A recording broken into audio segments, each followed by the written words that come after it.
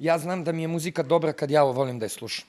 Znaš, i takvu muziku izbacujem. Kad se meni nešto sviđa, kad se ja ložim na svoju pesmu koju sam napravio, onda znam da je dobra. Treba čovek da nađe svoj mir i da proba da shvati kako stvari funkcionišu i da se ubaci u taj sistem, a ne da se žali. Mislim, ja te pesme pišem za dan, nekad i za sat.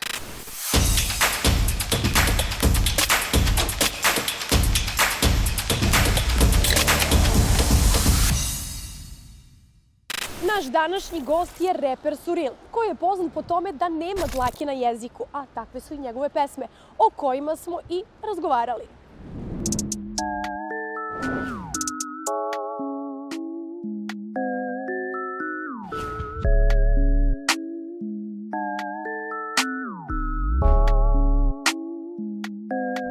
Kao što sam rekla u najavi, naš današnji gost je Surreal. Surreal, kako si po ovom divnom vremenu? Pozdrav svima, odlično, evo, dobro sam i po ovom vremenu, kako se zove, kad pada onda lije, što se kaže.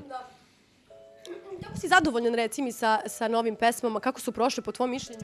Odlično, više sam nego zadovoljan, iskreno, uradio sam taj album, dao sam sve od sebe.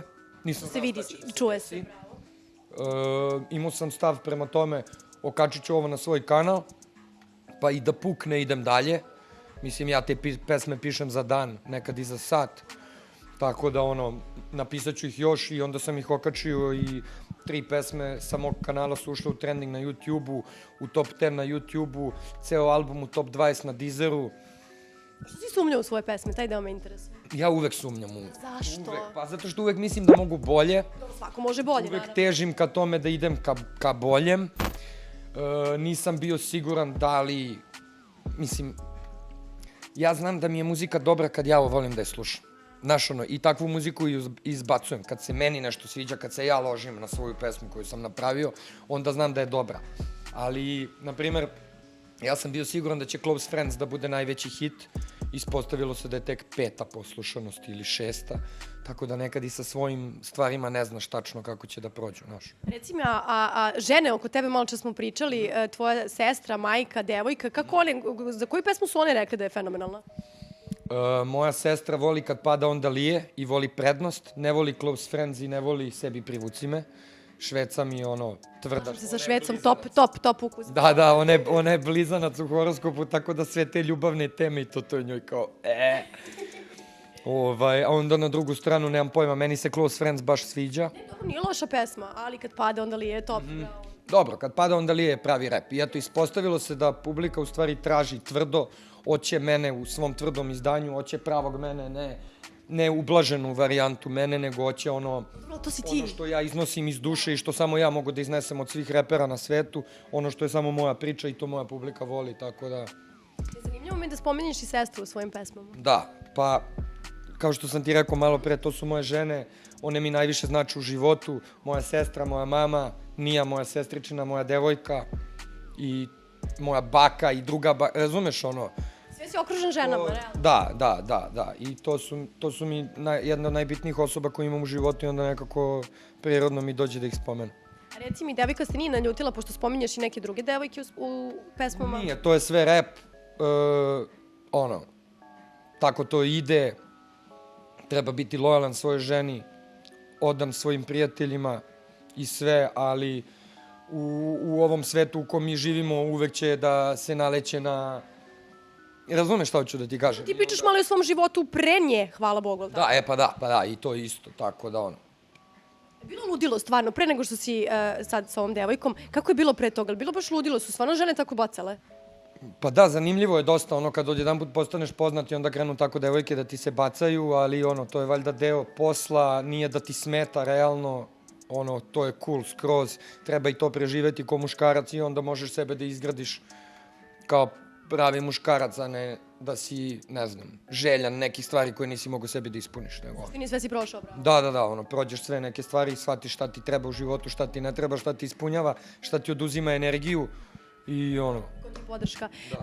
Pesme po meni deluju kao da su skroz autobiografske, da si to ti. Da, pesme su totalno autobiografske, pričao sam o svom nekom životu, gledao sam i da se vratim malo unazad, sa kao što je Kad pada onda lije ili Pajdo pare ili Loto ili čak Supa.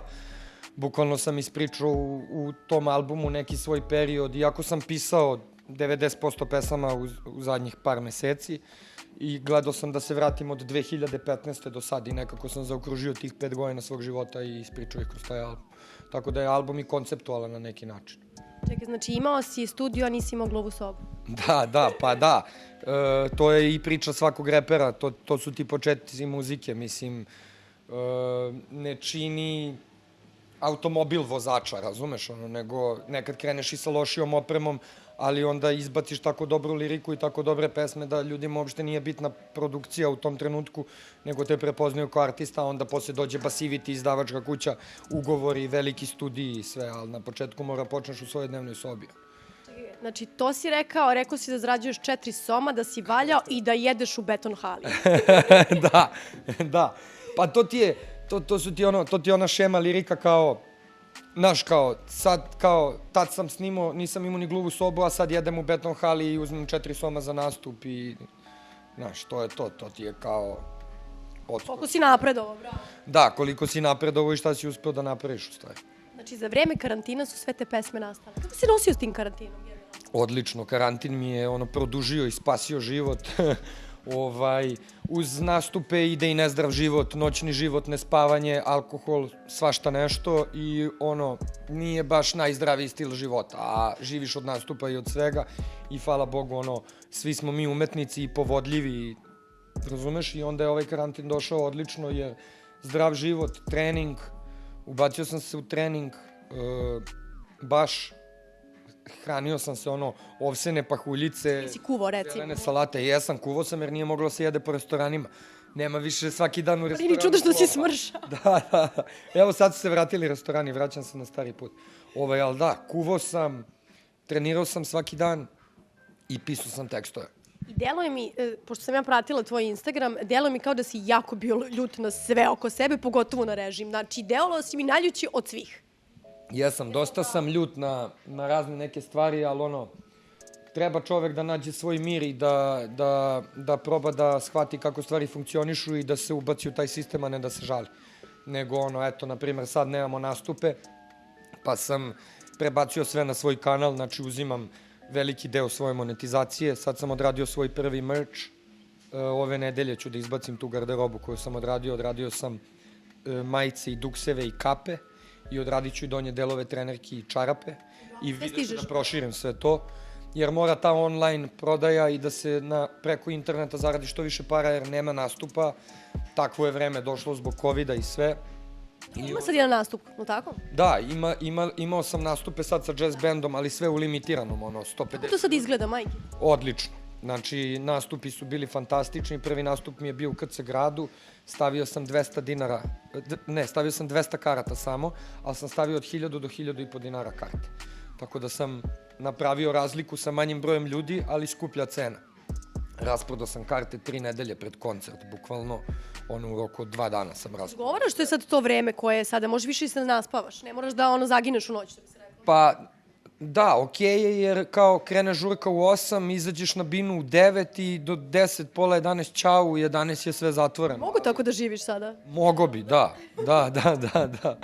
Mogo bi, samo kad bi nam dozvolili malo, eto, kad bi moglo više ljudi da se okupi u zatvorenom i sve, da ipak mogu i klubovi i artisti da prežive u ovom teškom vremenu ili da nam da država svima po 50.000 eura što smo izgubili ove godine ili čak i više. Mislim da to možda bolje zvuči. Da, ne moramo ni da nastupamo. Sad, nedavno si stavio na Instagram podršku za rast oko ovoga što se desilo. Nisu mnogi to uradili. Da, ja smatram da marihuana treba da bude legalna, kao što je i u većini sveta već. U svim naprednim državama svakako jeste. To se zove medicinska marihuana, ona ima razna dobra svojstva. Mogu da pričam o tome ceo dan, ali to može da bude neki drugi intervju. Ali evo samo pogledajte zemlje kao što su Holandija, Španija, pa onda da ne pričam Kalifornija, Arizona, Colorado, Kanada i tako dalje. Koliko su para zaradili od toga kada se to oporezuje, kada se sve to legalizuje, od marihuane se ne umire, od konoplje mogu da se prave i CBD ulje i razne kreme za lice i može da se pravi čak i garderoba, mnogo je bolje za papir nego drveće da se seče i mislim da jednostavno treba ti zakoni da se promene. E sad, osim garderobe i osim muzike, ti se oprobaj kao glumac. I mislim da si se dobro našao u toj ulozi. Hvala. Južni vetar, samo da kažem. Južni vetar i čak sam glumio i u onoj seriji Grupa jednu malu ulogu. Voleo bi kad bi dobio neku veću ulogu. Smatram da imam talent za to. Jako mi se sviđa taj osjećaj. To što sam osetio onda na setu sa Bikovićem i Miodragom i Avramovskim, tu energiju, to je skroz nešto drugačije nego nas. Kako je izgledalo to snimanje, na primjer, za Južni vetar? Pa bilo je mnogo zanimljivo. Mislim, mi smo krenuli tek u 5 ujutru da snimamo onu scenu, jer pre toga se snimalo sve ono što ide pre toga u klubu, tako da sam ja jedno 6-7 sati tamo samo gledao njih, kako glume i šta rade, družili se svi zajedno, postali drugari, proveli neko vreme tu i onda snimili onu scenu, uspela nam je iz 3. puta. Bravo. I to kad je uspela, ja sam osetio žmarce koji mi idu kroz celo telo, jer sam znao da je to i da je dobro ispalo i osetio sam nalet nekog kao adrenalina i čudan taj neki osjećaj koji osetiš tad i to mi se baš svidelo, a inače ne znam, znaš, ja sam studirao film. I šta deo nisam znala, bravo. Ja sam u Hollywoodu završio 2 godine filma na LACC-u i uvek sam teo se bavim filmom i onda sam se vratio u Srbiju i počeo sa muzikom, ali gledam negde u jednom trenutku ću da se prebacim. Nešto ti dobro, ono je super ispalo u Južnom vetru, nekako kao da je, ne znam, prirodno ti je bilo. Ispalo je prirodno, da. Nemam frku od kamera i rep je neka vrsta glume. Naš, ipak moraš i da snimaš spotove i ovo i ono i ulaziš u taj neki karakter. Tako da a i čini mi se da reperi inače imaju talent za glumu i ranije su reperi po američkim filmovima i svuda svi glumi. I sada, bravo. I sad, i Rexona ima film i mislim, znaš, tako da mislim da ta dva idu nekako zajedno. A sad kad smo kod glume, šta se dešava za tvoje spotove? Prepostavljam sad pun gaz za spotove. Da, znači bukvalno izbacio sam ovu muziku, prošla mi je odlično, vidio sam koje pesme su najslušanije, sad se ubacujem u snimanje za njih. Evo, danas sam išao, kupovao i biro garderobu za spot. Napolju je savršeno vreme, pada i lije, tako da možete i da pretpostavite koji ću spot prvi da snimim. Reci mi, će to biti onako street style neki fazon ili kako malo nam otkri? Biće, evo mogu da kažem, biće high class street style. Street style na novom nivou, ne klasičan street style video, to zvuči jeftino, nego kao što sam imao Seks, zdravlje i pravoslavlje sa Bugijem, takva vrsta, street style video na novom nivou. Reci mi, jel znaš kada ćeš izdati tu pesmu?